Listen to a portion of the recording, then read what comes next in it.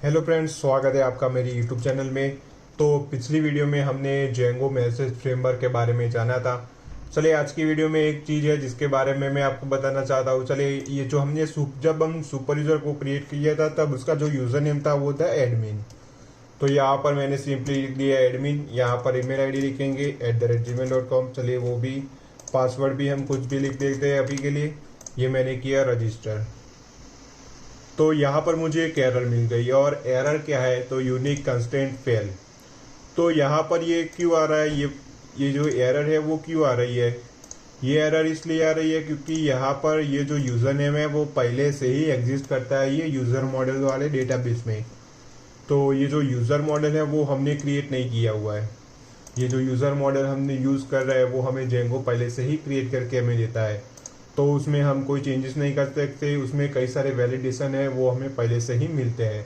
तो इसमें एक चीज़ है, अगर किसी ने पहले से ही यूज़र नेम यूज़ किया हुआ है तो आप दोबारा वही यूज़र नेम का यूज़ नहीं कर सकते।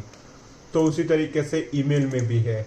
अगर ईमेल पहले से ही डेटाबेस में स्टोर है, ये यूज़र मॉडल में पहले से ही ये ईमेल आईडी लिखी हुई है, तो आप दोबारा से वही ईमेल आईडी का यूज़ नहीं कर सकते। आप अगर यूज़ करोगे तो इस तरीके से आपको एरर मिल जाएगी। तो ये एरर हम इस तरीके से तो शो नहीं करा सकते, ये अनप्रोफेशनल लगता है। तो हमें इसके लिए कुछ फंक्शन लिखना पड़ेगा। सबसे पहले यहाँ पर क्या आ रहा है, यहाँ पर हमने पोस्ट रिक्वेस्ट के थ्रू यूज़र नेम, ईमेल और पासवर्ड को हम गेट कर रहे थे। तो यहाँ पर हम चेक कराएंगे कि ये यूज़र नेम एग्जिस्ट करता है या नहीं। तो इसके लिए यहाँ पर हम लिखेंगे इफ़ हमारा मॉडल कौन से मॉडल में ये सारा डेटा सेव है, तो ये सारा डेटा सेव है यूज़र मॉडल में। तो user dot objects dot filter, और इसमें हमें फिल्टर कराना है user name is equals to user name. और यहाँ पर हमें चेक करना है कि ये जो यूज़र नेम है वो एग्जिस्ट करता है या नहीं। तो यहाँ पर सिंपली हम लिखेंगे एग्जिस्ट। तो ये हमने लिख दिया एग्जिस्ट फंक्शन। यहाँ पर वो चेक करेगा कि ये जो यूज़र मॉडल है उसमें यूज़र नेम पहले से ही एग्जिस्ट करता है या नहीं। अगर वो नहीं करता तो वो सारा डेटा ये यूज़र मॉडल में सेव कर देगा। अगर वो यूज़र नेम पहले से एग्जिस्ट करता है तब क्या होना चाहिए, यहाँ पर सिंपली हम एक एरर मैसेज शो कराएंगे। यहाँ पर लिखेंगे रिक्वेस्ट और यहाँ पर लिखेंगे मैसेज। तो मैसेज में क्या लिखेंगे, तो यहाँ पर लिखेंगे यूज़र नेम इज़ ऑलरेडी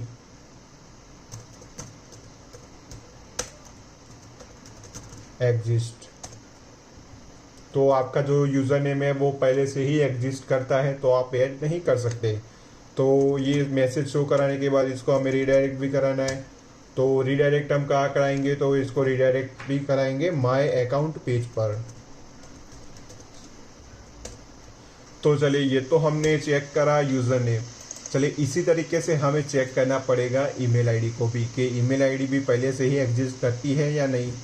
तो चलिए इसके लिए भी यहाँ पर लिखेंगे if user model dot objects dot filter. उसमें चेक करेंगे email is equals to email,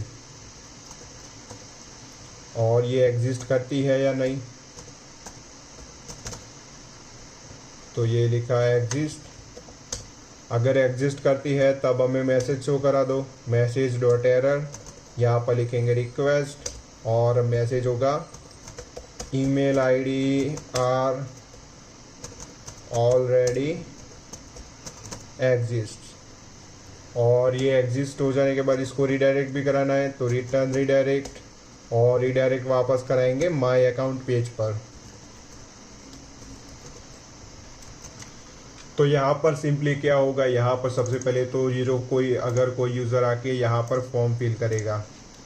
चलिए इसको कंटिन्यू कर देता हूँ। तो यहाँ पर एक मैसेज शो करेगा user name is already exist. तो ये जो मैसेज है वो यहाँ पर शो इसलिए कर रहा है क्योंकि हमने ये जो मैसेज का जो भी फंक्शन था वो लॉगिन यहाँ पर हमने लिखा है। तो चलिए यहाँ से हम निकालेंगे और इसको कट करेंगे ये कंटेनर के बाद, ताकि जब भी कोई एरर मैसेज आए अगर लॉगिन पे, क्योंकि ये जो लॉगिन और रजिस्टर दोनों एक ही पेज पर है, तो अगर यहाँ पर भी कोई एरर शो करेगा तो भी ये यहाँ पर शो होगा। तो इससे अच्छा कि हम इन दोनों के लिए हम एक ही एक एरर मैसेज के लिए रखेंगे। तो चलिए वापस इसको करेंगे रिफ्रेश, तो ये चला जाएगा। अब ये जो एरर मैसेज आएगा वो यहाँ पर शो करेगा। तो सिंपली यहाँ पर क्या होता है, यहाँ पर सारी इन्फॉर्मेशन हम फिल करते हैं, वो सारी जाती है पोस्ट रिक्वेस्ट के थ्रू ये रजिस्टर वाले फंक्शन पे। वहाँ पर हमने ये यूज़र नेम, ईमेल और पासवर्ड को हमने गेट किया हुआ है। यहाँ पर हमने चेक किया है कि यूज़र नेम पहले एग्जिस्ट करता है, अगर एग्जिस्ट करता है तब ये मैसेज शो करा दो और वापस रीडायरेक्ट करा दो माई अकाउंट पेज पर। और अगर वो एग्जिस्ट नहीं करता तो वो जाएगा यहाँ पर, वो फिर से ईमेल चेक करेगा कि ये ईमेल यहाँ पर एग्जिस्ट करती है या नहीं। अगर करती है, अगर वो पहले से ईमेल किसी ने लिखी हुई, यूज़ की हुई है, तो वहाँ पर ये मैसेज शो करेगा और वापस रीडायरेक्ट करेगा माई ईमेल पर। अगर यूज़र नेम और ईमेल एग्जिस्ट नहीं करती, यानी कि वो डेटा पहले यूज़र मॉडल में सेव नहीं है, तब वो जो यूज़र मॉडल में ये यूज़र नेम, ईमेल और पासवर्ड सेव कर देगा और सेव करने के बाद हमें माई अकाउंट वाले पेज पर रीडायरेक्ट कर देगा। तो ये सारा फंक्शन है। चलिए अब इसको यूज़ करते हैं। सबसे पहले जो यूज़र नेम एडमिन पहले से ही एग्जिस्ट करता है, चलिए ईमेल आईडी हमने लिख दी। अब पासवर्ड लिखेंगे रजिस्टर। तो यहाँ पर क्या है, user name is already exist. तो यूज़र नेम पहले एग्जिस्ट करता है तो ये डेटा सेव नहीं हो पाएगा। चलिए अब ईमेल आईडी को भी देख लेते हैं, वो भी वर्क करता है या नहीं। तो ईमेल आईडी थी इसकी admin@gmail.com, ये किया रजिस्टर। तो यहाँ पर आ गया email ID are already exist. आपकी जो ईमेल आईडी है वो ऑलरेडी एग्जिस्ट करती है। चलिए अब इसका जो यूज़र नेम हमने डाल दिया, अब यहाँ पर ईमेल डालेंगे और यहाँ पर डालेंगे पासवर्ड। तो ये जो यूज़र नेम और ईमेल आईडी एग्जिस्ट नहीं करती, तो इस केस में ये सारा डेटा सेव हो जाना चाहिए डेटाबेस में। तो इस केस में वो एरर हमें नहीं मिली और डेटा भी शायद वो सेव हो गया होगा। और यहाँ पर मैं लॉगिन हूँ देव पटेल की आईडी से। चले मैं इसको लॉग आउट करूँगा। तो अभी हमने लॉग आउट में कोई यहाँ पर लिंक नहीं दी हुई, तो चलिए सिंपली कुकी में जाके उसको रिमूव कर देंगे तो हम लॉग आउट हो जाएंगे। चलिए अब यही आईडी से लॉगिन करेंगे जो हमने अभी क्रिएट की है।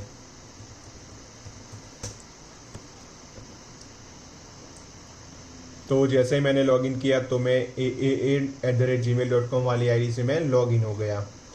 तो यानी कि ये जो हमारा जो ये यहाँ पर वो चेक भी होता है, यहाँ पर अगर यूज़र नेम एग्जिस्ट करता है तब ये यूज़र नेम वाली जो एरर मैसेज है वो हमें शो करेगा और यहाँ से वो रीडायरेक्ट कर देगा माई अकाउंट पेज पर।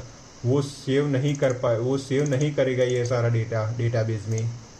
अगर ये दोनों एग्जिस्ट ही नहीं करती तभी ये सारा डेटा सेव होगा हमारी यूज़र मॉडल में।